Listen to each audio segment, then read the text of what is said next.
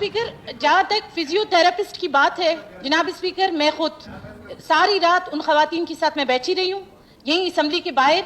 उसके बाद डीसी साहब आए, मेरी यकीन दहानी पे, मलिक नसीर की यकीन दहानी पे कि आपके जो 150 FIR है वो विड्रॉ होंगे। पुलिस ने डायरेक्टली मेरे सामने उनको कहा, जो खवातीन बैठी थी 15 से 20 खवातीन, कि अगर मैडम यहाँ से चली गई तो मैं कलमा पढ़ के कहता हूँ मैं आप लोगों को अरेस्ट करके ले जाऊंगा। ये उनके अल्फाज थे। मैं खुद वहाँ खड़ी थी। उसी वक्त से जनाब स्पीकर मैं डीसी साहब को फ़ोन कर रही हूँ, मेरा फ़ोन रिस्पॉन्ड नहीं कर रहे।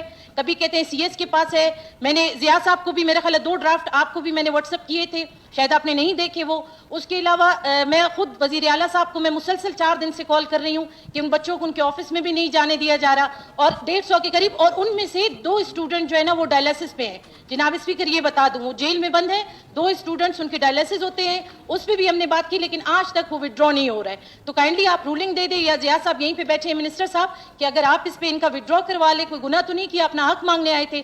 आज जो लवाहिकीन बैठे थे आप उनमें से भी उठा के ले गए कई लोगों को। अभी जो है ना बाहर भी मैं देख रही थी, कोई दोबारा एक रैली आ रही थी। कम से कम आप लोग बातचीत के लिए जाए। उनको गिला था कि हुकूमत से कोई हमारे पास नहीं आता, हमारी यकीन दहानी, हमारी जुबान, हम भी बेजुबान हो गए। बलोचों की जुबान होती है। डीसी साहब ने जुबान दी कि हम इनको विड्रॉ करेंगे, उन्होंने नहीं किया। फिर उसके बाद मैंने उनसे वादा किया विड्रॉ करवाएंगे आपका FIR। आज तक ना डीसी साहब फोन उठाते हैं, ना CM साहब, ना ही उनका प्रिंसिपल सेक्रेटरी उठाता है। तो ज़िया साहब इसको प्लीज आप जरा जल्दी इसको क्विक करें।